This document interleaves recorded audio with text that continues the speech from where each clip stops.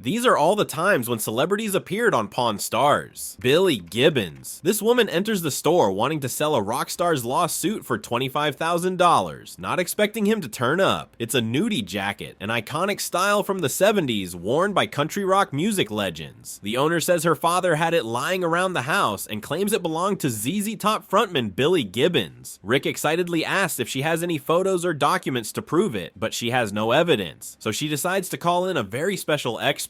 Billy Gibbons himself appears, and everyone is shocked. He begins to inspect the jacket and explains that the band started wearing that style in 1972, but he forgot the suit on one of his flights and thought he'd never see it again. Gibbons says that it's authentic, and Rick asks how much this jacket would be worth. Billy Gibbons says that he has seen similar jackets being sold for $50,000. The seller is shocked by this price and now wants more for the item. Rick asks Billy Gibbons if he would want to buy the jacket, to which he says that he would want to donate it to a museum. Rick offers the seller $40,000, to which she immediately agrees, and Rick and Gibbons split the bill. Dana White. In this episode, a Japanese sword expert brought Rick's restored personal samurai sword. The expert estimates that as the sword is now in perfect condition, it would be worth $35,000. Rick has waited over 2 years for this sword to be restored, so he is not willing to sell it and decides to put it in a display case to better admire it. However, Rick did not take into consideration that Chumley would run into a celebrity interested in combat sports and rare weapons. UFC President Dana White walks into the store looking to buy samurai swords. Chumley tells Dana about a samurai sword that they have in the store that could be traced back to its original samurai family hundreds of years ago. Corey asks what samurai sword Chumley was talking about, and Chumley responds the sword that Rick said not to sell. Dana straightaway gets intrigued by this sword, since it's a sword from the 1600s, which is not easy to obtain or purchase. Chumley explains that sword was restored and now looks like new, and offers Dana to buy it for $40,000. Dana White's counter offers with $30,000 and the promise of buying every sword Chumley showed him previously. Chumley agrees and says that the total would be $60,000 for all the swords. When Rick finds out about Chumley selling his sword, he gets angry and goes to check out who bought it. When he arrives, he sees Dana White. Rick then explains how long he waited to get his sword back only for Dana to buy it. Rick then offers Dana White another sword he just bought. Rick prices this sword at $10,000 because it belonged to a lord in the Japanese Civil War. Dana asks for a discount of $2,000. Since he already bought a lot of swords, Rick thinks about it and offers to sell the sword for $9,000, to which Dana agrees. Kareem Abdul-Jabbar. Rick is on his way to check the Kareem Abdul-Jabbar memorabilia, and a huge surprise is waiting for him at Golden Auctions. When Rick arrives at the auction, the seller shows Kareem's collection, and Rick was stunned by it since there was the MVP trophy, the ball with which he played, his 1979 All-Star Game jersey, a painting of him, his iconic goggles. But that's not all. The seller then shows the most valuable piece, which is the 1987-88 Lakers ring and the final championship he won in his career. Rick is amazed by all this objects, since Kareem is the best player in the history of basketball, having obtained 6 MVPs and 6 NBA championships. Rick then proceeds to ask the price of the items. The seller then starts pricing each piece one by one, and then gives a total value of the collection, which was $840,000. Rick is shocked by this astronomical price, but knows that this objects, if real, can easily cost this much. But before making an offer, he calls in an expert. Rick arrives at the auction again, but this time with an expert. And here comes the surprise, because the seller decided to bring a more reliable authenticator, which was Kareem Abdul-Jabbar. Rick and the expert can't believe who is standing in front of them and are very happy to see this basketball legend in person. Kareem then tells them that all these objects are authentic and that he is selling them to donate the earnings to his foundation. Rick wishes to make a deal with Abdul-Jabbar and offers $15,000 for the goggles. The seller gets a bit offended by that and counter-offers with $35,000. After some long negotiations, Rick and the seller reach an agreement, and the goggles are sold for $25,000 and a ticket to the Lakers game with Kareem Abdul-Jabbar. Dennis Quaid. A seller named Robert enters the shop and presents a poster featuring actor Dennis Quaid as President Ronald Reagan. Rick comments that Quaid looks very similar to the former president and says that the movie will be coming out soon. Rick asks Robert if the autograph on the poster is authentic, to which Robert says that he is certain that it's an authentic autograph, since he got the poster from the producer of the movie. Rick then asks how much the seller wants for the movie poster. The seller says he wants $350. $50. Rick is surprised by this price, but before making an offer, he needs to verify the autograph, so he invites Dennis Quaid himself to evaluate the poster. Robert is shocked when he sees Dennis Quaid in person. Dennis Quaid then proceeds to ask Robert where he got the poster, to which Robert says he got it from the producer, a story that Quaid confirms, even though later David Quaid feels a bit offended since he personally gifted this poster to Mark Joseph, which he ended up just selling. Rick asks him again to verify if the signature on the poster is his. Quaid brings the poster closer, takes a look at the autograph, and straight away says that indeed it's his work. After finding that the signature is authentic, Rick offers the seller $100, but Robert is unhappy with this low price and says it is worth more now since it has been authenticated by Dennis Quaid. In the end, they close the deal with Rick paying $200 for the poster. Richard Petty. In this episode, Rick met up with client who wanted to sell Richard Petty's tribute car. This was a replica of Richard Petty's 1984 200th win in NASCAR. Rick then comments that Richard Petty is considered as one of the best NASCAR drivers ever, since he won over 1,000 races and has 7 championships. Rick asks for the price of the car, and the seller says that it prices at $125,000. Rick is stunned by this price, but wants to buy this car, so before making an offer, he wants to show it to his expert so that he can authenticate it. Rick hops into the car with the owner to see an expert, but little does the owner know that the expert is going to be Richard Petty, the man himself. When Richard Petty arrives, he examines the car and comes to the conclusion that it's real and even has his autograph inside. After hearing this, Rick starts the negotiation with the seller and offers him $90,000, but this seller is very stubborn and is not willing to drop his price below $125,000. Rick attempted to make him drop the price even a bit, but the seller didn't even budge, so in the end, there was no deal. Bob Dylan. This man walks into the shop wanting to sell Bob Dylan's album called Self-Portrait, which was released in 1970. The seller asked for $150 for it as it wasn't in the best condition and had some minor wear and tears. Rick describes this album as weird because it was an album filled with different versions of other people's songs. However, he admits that even though the album was released a long time ago, it's still in great shape, which makes it very attractive to collectors. Rick then offers $50 for the album, and he explains that the album would cost $150 to $200 if the album was in pristine condition. So in the end, James takes the $50. Later, Rick finds out that Bobby Dylan was performing in Las Vegas, so he comes up with a plan of how to raise the price of the album. He sends Chumlee out to get it signed by Bob Dylan himself. Chumlee heads out, and after walking in the streets of Las Vegas for a while, he runs into Bob Dylan outside of a hotel. Chumlee asks him to sign the album, to which Bob Dylan agrees, and he asks if Chumlee wants a specific dedication. Chumlee says to just make to him, which the musician does. When Chumlee returns to the shop with the album, Rick is annoyed and asks if this is a joke. Rick gets angry and asks Chumlee if he thinks anyone would want to purchase an album when it is signed to Chumlee. In the end, Rick tells Chumlee to keep the album for himself. Phil Collen. This beautiful woman walks into the store wanting to sell a guitar that had been painted and played by Phil Collen. Phil Collen was a guitarist of the famous English rock band Def Leppard. The seller says that she wants to sell the guitar for $10,000. Before moving on with the negotiations, Rick wants to confirm the authenticity and invites an expert who knows everything about this collectible. When the seller finds out who the expert Rick invited is, her jaw drops. Phil Collen recognizes the guitar and says that he has done only 30 of them. Phil points at the guitar's handle where hashtag AP3 was written to label and track the guitar. This verifies that the guitar was made very early in his career. Phil Collen then wants to test out the guitar and starts playing in the middle of the store. This not only confirms that the guitar is real, but also that it functions perfectly. After this, the negotiations start and the seller stays firm, asking for $10,000. Rick thinks that this is too much and offers $8,000. The seller is disappointed by this price, but Rick explains that he needs to make a little money to justify buying it from her. In the end, they come to an agreement and Rick buys the guitar for $8,500. Titus O'Neal. This couple arrives at the pawn shop to sell something really exciting. The sellers say that they have the trunks worn by Titus O'Neal at Money in the Bank when he won the tag team championship belt. Chumlee immediately calls Rick over, but Rick has no idea of what this object is, so Chumlee explains that this are wrestling trunks from a famous wrestler called Titus O'Neal. Rick then asks how much this trunks are worth, but Chumlee says that before telling their value, they would have to be authenticated. Unfortunately, the expert wasn't available at the time, so Chumlee made the seller an offer of $800. The sellers counter-offered $1,400, and in the end, they closed the deal at $1,000. Rick was uncertain about this purchase since he didn't believe they could cost that amount and didn't even think they were real, so Chumlee sets up a surprise meeting with Titus O'Neal himself. As soon as Titus entered, Rick and Corey were stunned and asked Chumlee how he met Titus, to which Titus said they met backstage at a WWE event. Titus then gives out the history of his shorts and explains that he wore them in his first WWE champion match, and later when he gave the shorts to the backstage because they wanted to take pictures of them, he just ended up forgetting about them. Rick then says that he bought them for $1,000 and that he would be happy to sell them to him if he treated them to an expensive dinner, and this was an offer that Titus couldn't refuse. Stan Lee. A man enters the shop wanting to sell an original 1977 Spider-Man comic strip signed by Stan Lee and John Romita. Chumlee examines the comic strip and is shocked to see Mary Jane drawn in a bathtub. Chumlee then comments that Marvel is synonymous with Stan Lee and that Spider-Man was his second character created. Vince explains that when he bought this original artwork from Mr. Romita, he had him sign it. Chumlee then asks how much the seller wants for the piece. Vince says he has been the only owner of the comic strip and says that he would want to sell it for $10,000. Before buying this, Chumlee decides to have it authenticated by an expert, and what better person would be for that job than Stan Lee himself? Luckily for Chumlee, Stan Lee is currently in Las Vegas doing a meet and greet at the New Avengers exhibit, and that's exactly where he plans to go next. Chumlee arrives at the Avengers station on the Las Vegas Strip, where he has to wait in line before he can meet Stan Lee. While he waits, he negotiates the worth of the comic strip with Vince. Chumlee offers $3,200, but Vince disagrees with such a low price, asking instead for $8,000. As they continue talking, Chumlee agrees to $5,000 if Stan Lee authenticates the comic strip. When Chumlee and Vince meet Stan Lee, they can't believe that they are talking with him. Chumlee proceeds to ask Stan Lee to authenticate this comic strip. Stan Lee pulls out a special lens from his sweater to closely inspect the comic strip. When he finished examining the comic strip, he came to a verdict that it's his signature. Chumlee then buys the comic strip for $5,000. This is the end of the video. Subscribe to the channel if you have enjoyed the video, and write down in the comments who was your favorite celebrity to make an appearance on Pawn Stars.